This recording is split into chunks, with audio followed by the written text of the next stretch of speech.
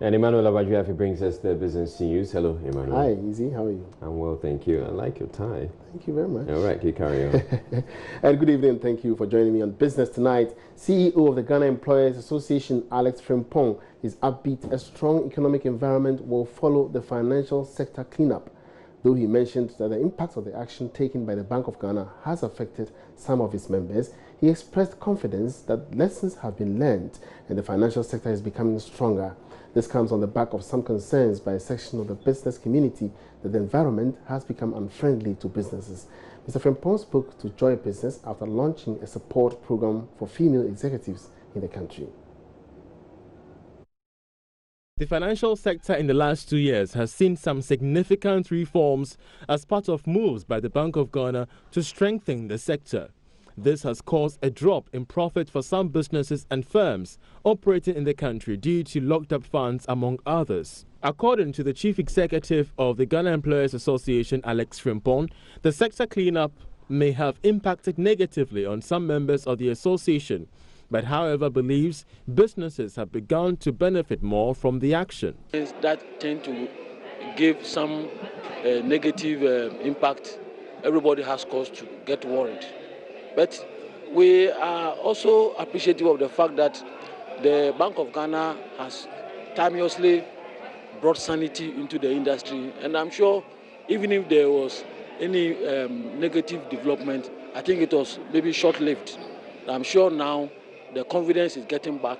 And I'm sure the regulator has also learned a lot of lessons because continuously getting the industry players have confidence in the financial system is very important, and I'm sure lessons learned in the past must really ginger the regulators to make sure that they will not wait for problems to get out of hand before they intervene.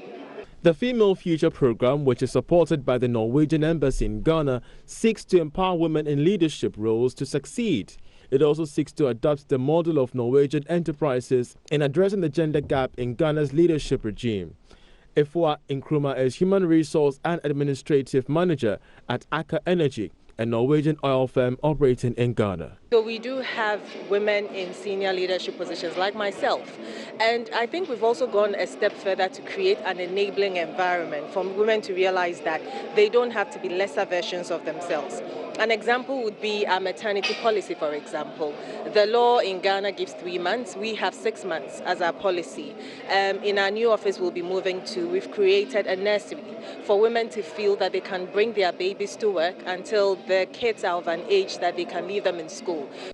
Managing Director of Standard Chartered Bank, Mansa Neti, applauded the initiative and encouraged women to excel in their various roles. Keep advocating until we get men to appreciate the need for equal opportunities for female as it exists for them. We need to be deliberate at what we do. Ebenezer Sabotis reports for Joy Business. The Director General of the Securities and Exchange Commission, Reverend Daniel Ubami Tete, has warned licensed fund managers against the sale of guaranteed products. Speaking at the launch of 2 mutual fund products by First Finance Corporation, the SEC boss charged fund managers to uphold industry regulations to help the financial market regain confidence and attract more prospective investors. There's more in this report. Fund managers have been urged by the Securities and Exchange Commission to collaborate and share information with regulators to facilitate confidence in the financial markets. The recent cleanup in the financial market by the Bank of Ghana has, to some extent, been linked to the lack of information sharing. Speaking at the launch of 2 mutual funds by First Finance Company, Director General of SEC, Reverend Ubami Tete, warned all licensed fund managers not to engage in the selling of guaranteed products as this flaunts SEC laws. It plays an important role in any economy. And over the past maybe couple of years, we have seen some challenges that have emerged within the financial sector in Ghana, including the securities industry. My considered opinion is that challenges help to strengthen and make us better. If we learn our lessons and put in place the necessary measures to deal with the roots causes. The regulators in the financial sector are resolved to do what it takes to ensure stronger financial intermediation. And the good news also is that there is more collaboration among the 4 regulators we have in our financial sector. There is more information sharing. And so we believe that we'll take care of any potential for regulatory arbitrage and for us to have a strong, vibrant financial sector. There is the need also, ladies and gentlemen, for us to collaborate to shore up investor confidence within the securities industry.